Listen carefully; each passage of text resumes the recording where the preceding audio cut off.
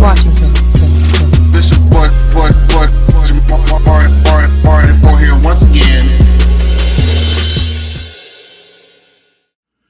Woo! Hey, what's going on YouTube? This is your boy Jamari for here once again. And I know I missed last week. I was in Dallas for a pageant. And this week, baby. So, just so y'all know, I don't have cable anymore. I had to offset some costs, so I had to remove that. But luckily, shout out to Miss Tink for giving me access to the VH1 app so that I can still watch this show. I was supposed to record this a lot earlier, but I was tired. But we're here today. We're gonna talk about this foolery of Love and Hip Hop Hollywood. So we start off with this party that A1 is throwing, and I need to know, because this is a running thing on these Love and Hip Hop shows with the men especially. Actually, the women do it too. But he says that he has 7 hits on Billboard. I need to know what they are, because usually if you are a part of a hit, like something that's an actual hit, we're gonna know your name. Like producers of like the #1 songs on Billboards, we know, of course, you know who the artist is and whatnot, but we usually know who it's produced by, who wrote it, things of that nature. So if you have 7, like 1, 2, 3, 4, 5, 6, 7 hits on the radio, and we've never heard of you outside of this show. Now, it could just be me. It could honestly just be me who doesn't know. But then when he's trying to debut this new song, Toot That Whoa Whoa,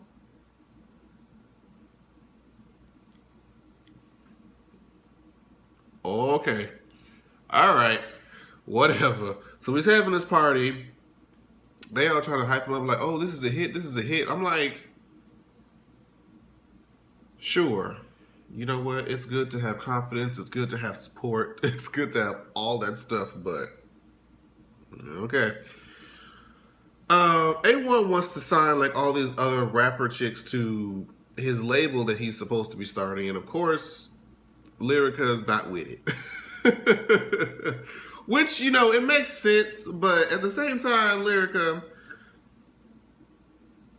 it's business, or at least it should be business. Now, if you can't trust your husband to conduct business with other females, then y'all marriage is not founded on nothing.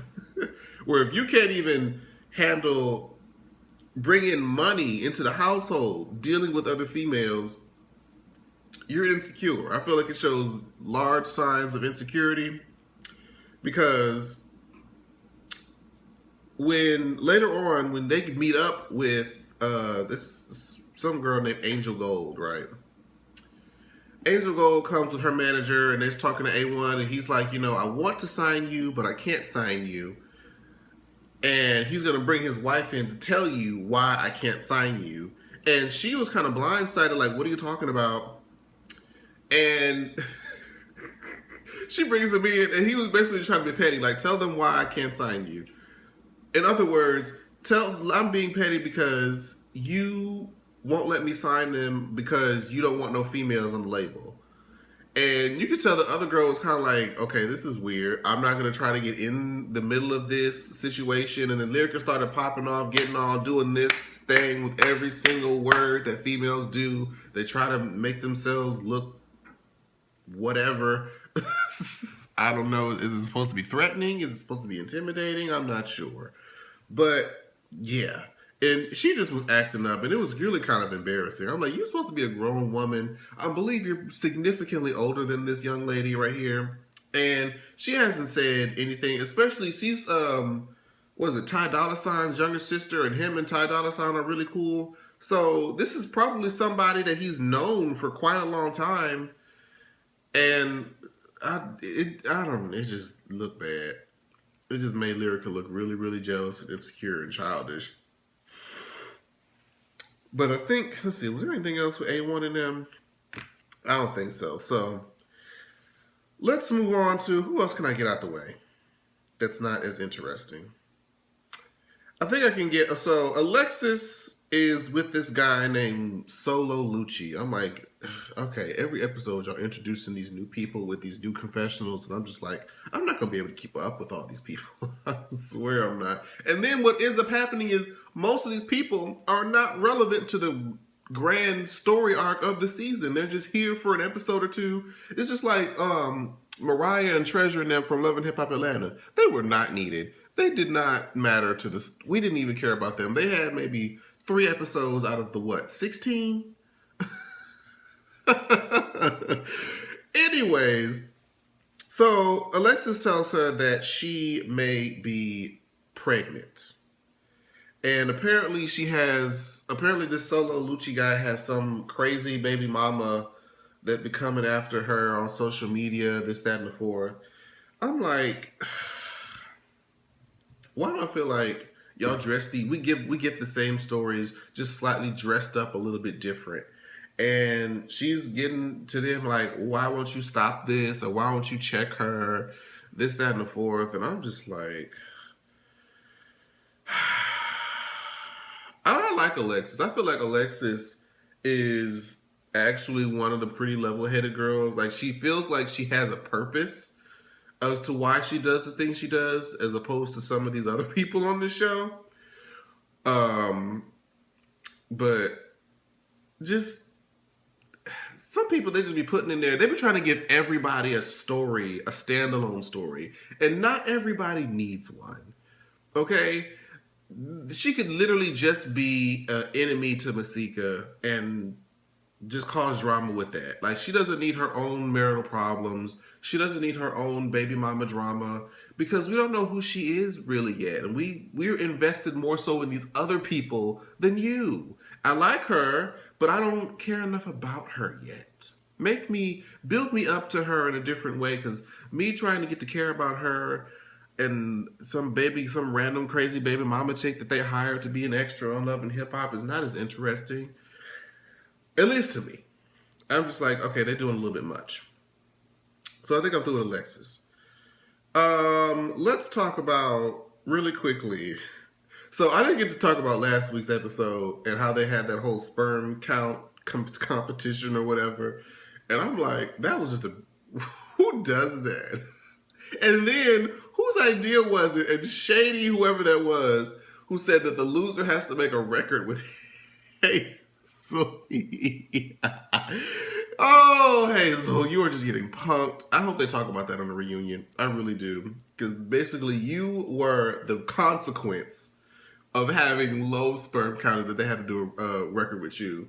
And then they take her into the studio. Ooh. Sorry. They take her into the studio with it's Safari and Ray J, and she's going and she's doing what she's doing. And I'm just like, no. But then Ray J looking like, this is supposed to be a consequence, but she's actually doing her thing and saying it's actually coming out pretty fire. I'm like, do I need to rewind? Because this is not what I didn't hear. We didn't hear the same thing. Because what I heard was booty butt cheeks garbage.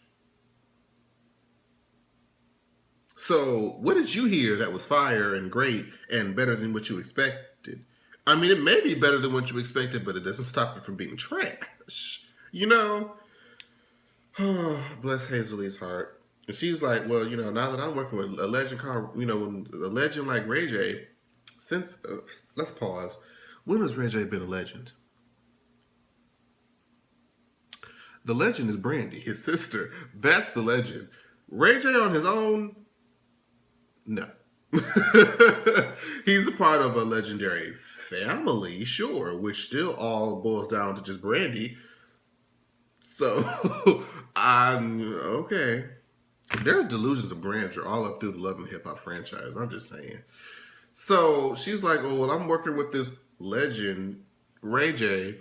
And she's looking at Safari like, when we gonna work together? Safari's like, not at all. She's dealing with that Chanel West Coast chick who, again, who is she? Why is she here? Why are we adding all these extra people to this love and hip hop thing? But regardless as it goes, we'll get to Chanel West Coast later. But have I finished with Ray J and them? Yeah, I think. Well, Ray J and Princess want to have a baby. He can't have no baby. She's sad about it. They'll be fine. They can get in vitro. I was just like, I mean, I guess I feel for them. This is something that couples go through, and blah blah blah blah. They'll be fine. I'm sure she's probably pregnant by now, or yeah. Then, girl, she'll be all right. But the good question is, like, if you are a man and you figure out that you have a low sperm count, like, are you too prideful to come to your wife and talk about that?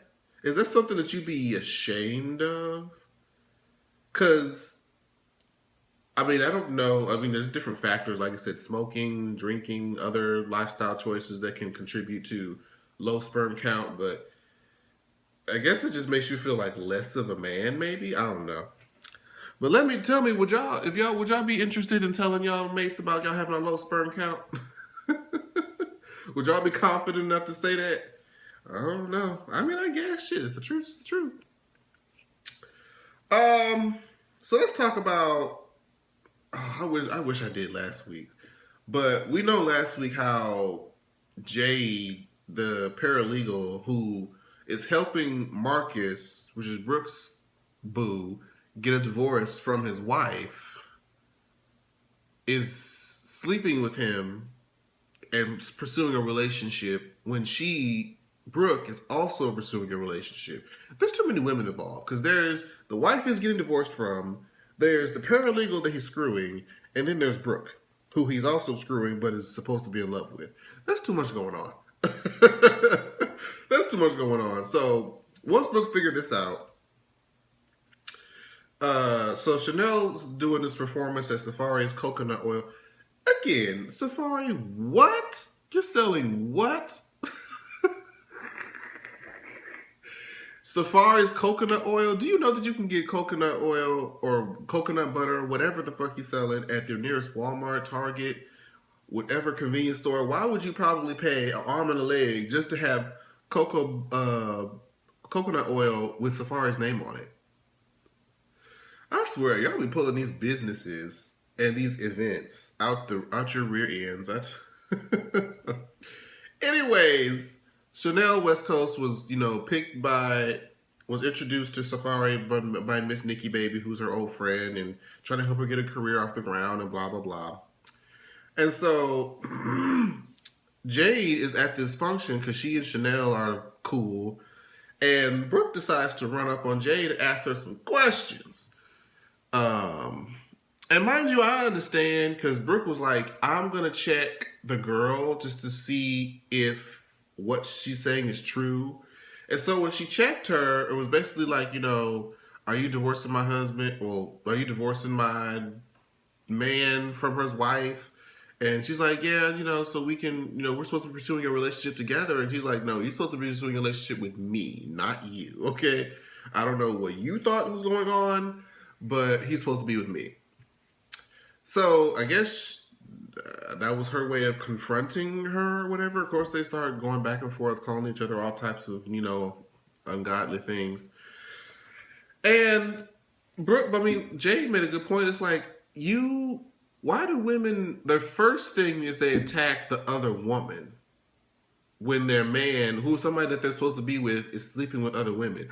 Because more often than not, if your man is cheating with another woman, more times than not, that woman doesn't know about you. Okay? Because she probably just knows that whatever he tells her, and he could be telling her, oh, I'm not with anybody, or I'm separated from whoever I may be with in the public eye or whatever. And she's just like, cool, he's single, he's up for grabs, I'm going to do what I do. And I don't see why you're getting mad at her, because more often than not, she didn't know. She was going by whatever he said. And that's what Jay said. You should be checking with Marcus.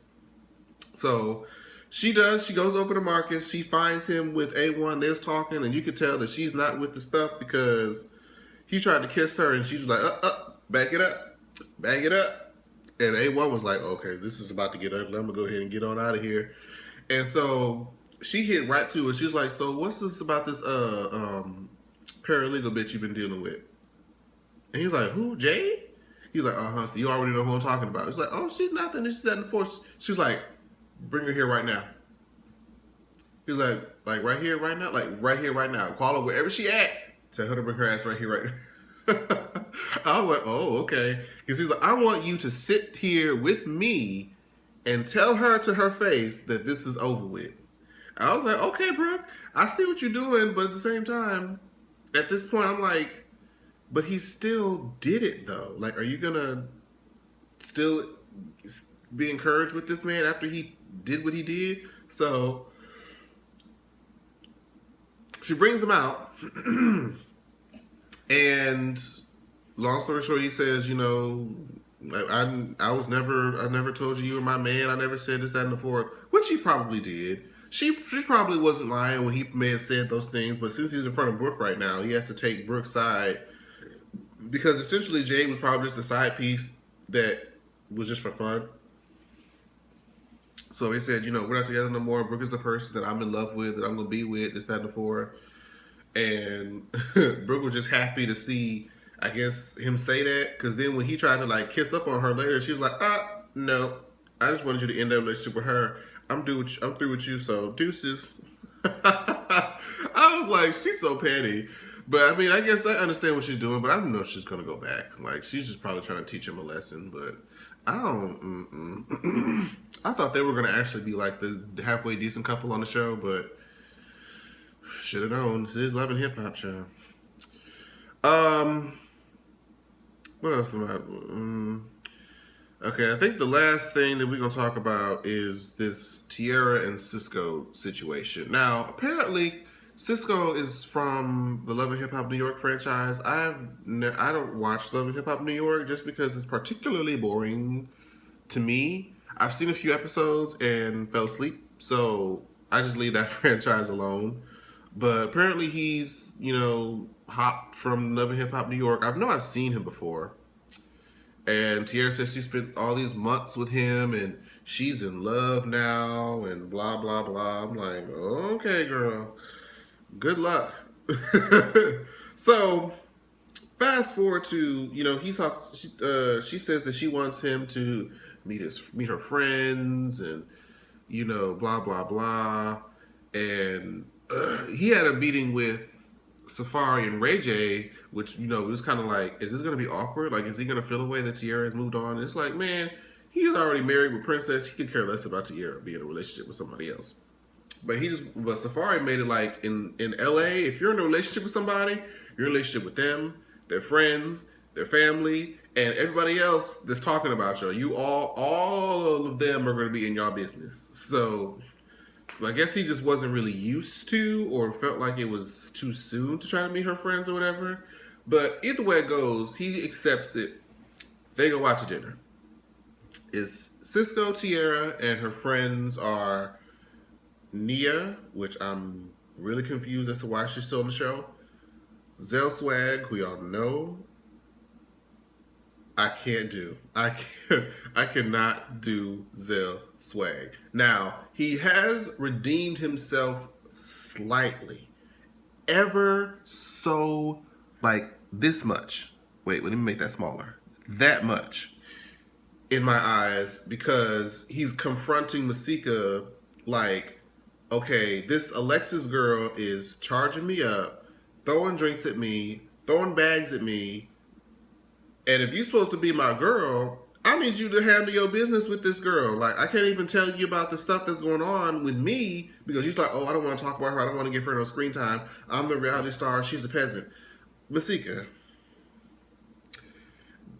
you tried to call her like a season 1 peasant or something like that. You've only been on this show for a couple of seasons. You weren't on here this whole time. Let's not pretend like you were on here this whole time slaying like you everybody's favorite character. First of all, you got the lopsided titties. Second of all, you're only known for sleeping with everybody else's man. Third of all, who are you? Like, who are you to give people screen time? You think you're Nene now? Please. Anyways, so he's kind of like not even feeling Masika right now because Masika's, not being a good friend to him. He's taking all this stuff for her and she ain't even doing nothing about it. So he's going to probably trade sides. Like he gets in a fight with some other dude that's Masika's friend next week, and that's going to be a mess. Two queens going at each other. So stereotypical. Like you never show them in more positive light, but that's neither here nor there. So Nia, Zelswag, and Moniece are all sitting down at dinner, and they're like, "So, she's gonna be with you. Do you know about her struggle with alcohol? Are you helping her with that? This, that, and the fourth? Something about that." Something just didn't seem very tacky about that. It's like, do you know all these issues that she's having? Like, what if I didn't want to tell him all that right now? What if I wanted to say it in my own way? Like, you just gonna drop my tea and spill all my business out there like that? But apparently, he's already knew, and I couldn't catch what it was that Zell said that was smart. But old dude got offended and was, he could tell that he was getting confrontational about it and left. And Tiara started crying. She's like, y'all supposed to be supportive. Y'all are not my friends. Before. And they're like, oh, we are here because if anything, we want you to have the best. This, that, and the four, blah, blah, blah. I'm like, and this is the point where Tiara's starting to get drunk. And she's supposed to be being better about her liquor, but she's over here getting toasted off of wine. But okay. She goes out outside after him.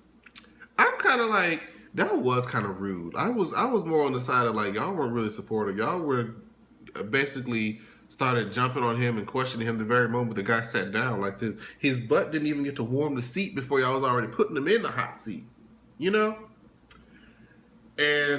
Tiara's going out there drunk, and he basically tried to give her ultimatum like, look, like I'm getting my lift, my taxi or whatever. You either coming with me, or if you go in there, like we're not gonna be cool no more or whatever. She's like, oh, okay, well, if you're going to go, I'm gonna go with you. I'm like, what? She was just so out of it and stumbling everywhere, and I'm just like, okay, all right. So are they gonna show the fact that Moniece and them are gonna be still sitting there waiting for her to come back and she's left? Like, I don't know, Chad. But I think that was pretty much the whole episode. Yeah, I'm pretty sure I covered just about everything that was needed to be covered. Tell me what y'all think about it.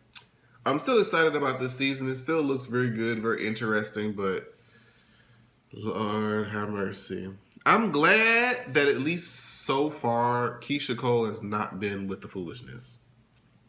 She has not embarrassed herself just yet, but we're only 4 episodes in, so or are we 3? I think we're only 3 episodes in. The next one is the 4th episode, I think. Either way, no, this is the 4th episode. Either way, let me know what y'all think about it. Thank y'all so much for watching and being patient with me during this time of struggle. I didn't even get a chance to watch the Greenleaf mid-season finale, y'all. Bye. Like, share, subscribe.